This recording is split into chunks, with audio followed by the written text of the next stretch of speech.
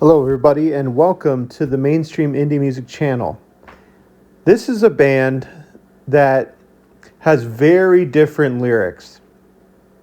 There's only been a few bands, a handful of them on this channel that we've talked about, that their lyrics aren't normal lyrics that normal bands write about, maybe love and loss, a little bit of exploration of life. I can only think of Cloud Cult that really sticks out in my mind. The Decemberists also kind of get their own separate category because what they decided to do was a lot of their music is about historical folklore or historical events or facts or generating a story around a historical event. That's how the Decemberists, one of the ways that they got very, very popular. In fact, the name the Decemberists is based off of a Russian coup, I guess you could call it, that went against, and I believe it was in the 1800s. That's where the name even came from. So why they're so fixated on history, I don't know. Of course, only they themselves know, or they've given little hints here and there in fun little interviews. But that's where the Decemberists come from. Now, the Decemberists as a band was formed in the early 2000s. And Colin Meloy, who's their lead man, their lead singer, and probably the brains of the band, even though all of them are extremely talented. But he's definitely the one that keeps them moving. The five of them got together, and he had come from other bands that just had not worked out. He decided to form them as a group, and they were so hard set on making money because they just simply didn't have any, that they entered I don't know if it's a concert or a competition, but regardless, the money that they got from that performance, they literally played one night, got the money for the show, and then with that same money went right into a recording studio and recorded their demo tape. In fact, the majority of that demo tape was recorded within the first couple of hours of reservation, and they got what they needed and got out, essentially. But they were pretty successful. They got kind of like an underground movement, and it was noticed because they were picked up by Kill Rock Star's music label at the time, which was a West Coast recording label and an indie one. So they were kind of taking a chance. But what did they decide to do? Well, their very first album was called The Tane. And I hope that I'm pronouncing that correctly. However, this was not like your very common albums because this was over 18 minutes long, and it was one song split up into multiple parts. And of course, it was based off of a lot of historical events. In fact, it was based off of kind of like an Irish mythology kind of story.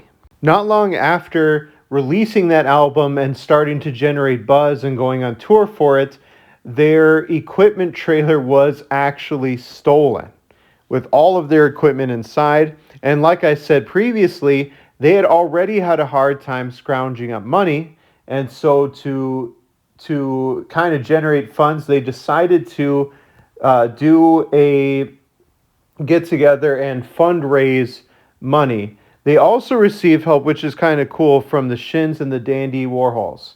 So they got support there. And before you know it, they were back on the road to really record music for their biggest, I would say, impactful music yet. They did decide to jump ship and try out on Capitol Records their next album, The Crane Wife, and along with that, overseeing the project was actually Chris Walla from, you might recognize the name from Death Cab from Cutie, their lead guitarist. And that album was a massive success and got them broken into the mainstream a little bit. With the help of that bigger music label, they went on a huge national tour for it. They went on the late night talk shows. In fact, on Stephen Colbert's program, they even kind of reenacted a cool little skit and kind of like a tit for tat kind of fight with him, playful banter kind of a thing. But there was no doubt that with the help of that bigger label, they started to see much more massive success. One of their next albums was called The Hazards of Love. And at this point, we are in the late 2000s into the 2010s. And what the band wanted to do was have the entire album actually be a play that would play out in the concert. But sad to say, it was just not feasible. They just couldn't get enough things, and they didn't even really know how the play was going to get put together. So what they decided to do was every single night as they promoted and toured that album, they played the entire album straight through every single time. You can imagine just how tiring that would be after a while. Their next album and subsequent tour was called The King is Dead.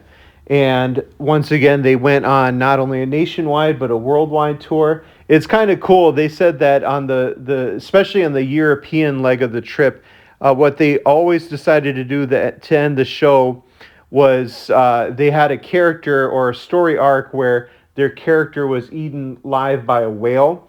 And so they encouraged the audience to scream as loud as they could as the band kind of pretended to be eaten and die on stage. I think that's kind of funny, kind of clever. But sad to say that while going on tour for this album, they disclosed at first that one of their bandmates was feeling ill and decided to kind of cut a few days off of the tour. But what was later found out was one of their bandmates, Jenny, was actually diagnosed with breast cancer, sadly. And to show support for her, they wore t-shirts. They got t-shirts for audience members. Really cool, of course, showing support for their fellow band member.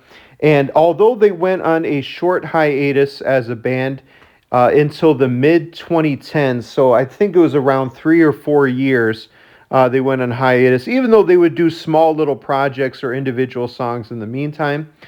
They soon came back and have since released even multiple albums all the way until 2024. They have been very active. So what can we learn from the Decemberists, kind of closing it all out? Well, not only is the historical name kind of cool, but the historical songs, the ballads, songs about mythology, the kind of quirky, crazy reenactments on stage, whether it's lightsaber duels, whether it's acting out almost entire plays of history. The Decemberists have done it. They have been featured on Family Guy and The Simpsons even, and they just love music. They love art. I would say they tend to be a little bit mainstream, but you can definitely tell they got a love of music in general. What do you guys think of the Decemberists? Let me know, and I will see y'all next week. Peace.